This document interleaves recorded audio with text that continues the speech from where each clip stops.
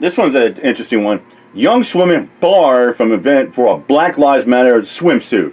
12-year-old swimmer who wore a Black Lives Matter swimsuit barred from event.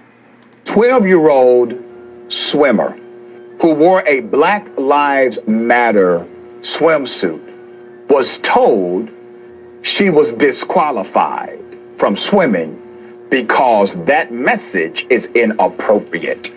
Let me bring your attention to Wisconsin, okay? Let's put up a picture. That's the picture of the swimsuit in question. Lydie Jelana is a 12-year-old swimmer who has always had a passion for social justice. She showed up at her meet at Superior High School on the 6th of this month with a swimsuit emblazoned with Black Lives Matter.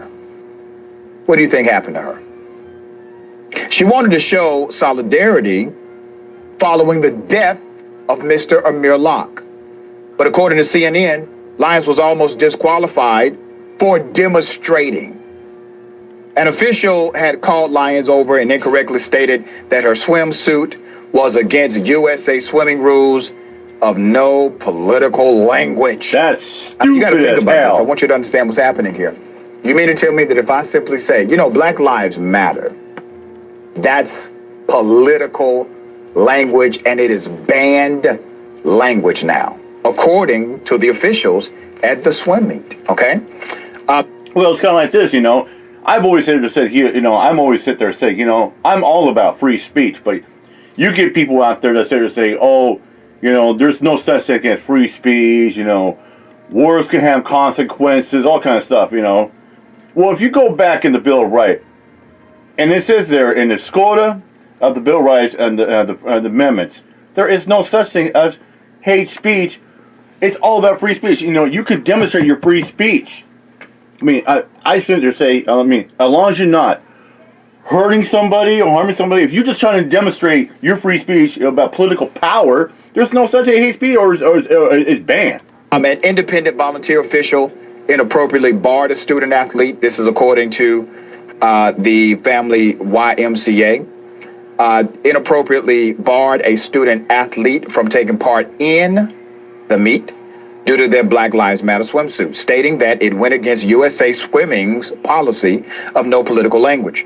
According to the Duluth area family YMCA, which sponsored the event Sunday at Superior High School, Lydie's mom, Sarah Lyons, quickly stepped in to support her daughter when she refused to take the swimsuit off. She said, "Mom, I'm not taking the swimsuit off."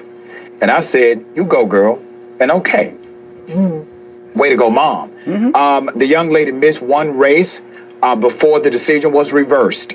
Her mom said YMCA officials overruled the official, and Lyons was allowed to continue participating in the swim meet, the Duluth YMCA said. The organization said the official has been banned from future swim meets hosted by the Duluth YMCA. The NAACP also got involved and said, if you look at the USA Swimming website and what they talk about, their anti-racism policy, you look at the Y, who is open and inclusive and talks about diversity. And yet we are hiring officials that treat Black women, Black girls like this. What an extreme situation. Black Lives Matter swimsuit got her initially banned from swimming.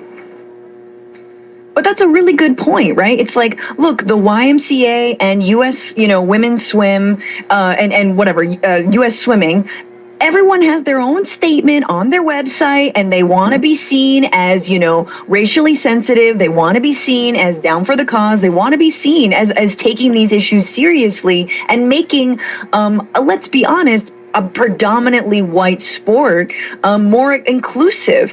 And now they have officials that are saying that a 12-year-old can't wear a Black Lives Matter swimsuit when it literally just says Black Lives Matter. That's it. It's not harming anybody. So, Yeah. like, this is sort of where the corporate it's not rubber like anybody's hits the offended road. I by know it, these or guys, nobody's these aren't getting hurt by it. corporations, but that is a really important point. And, this is also in a couple years where, like, the swim caps for, Black swimmers had to be, like, rescinded, and they had to wear different swim caps. I mean, I'm surprised she wasn't disqualified for wearing braids. Like, the number of hoops, no pun intended, that Black athletes have to jump through to qualify, to continue to, I mean, it's just endless again. And I can't believe we're having this discussion, but here we are.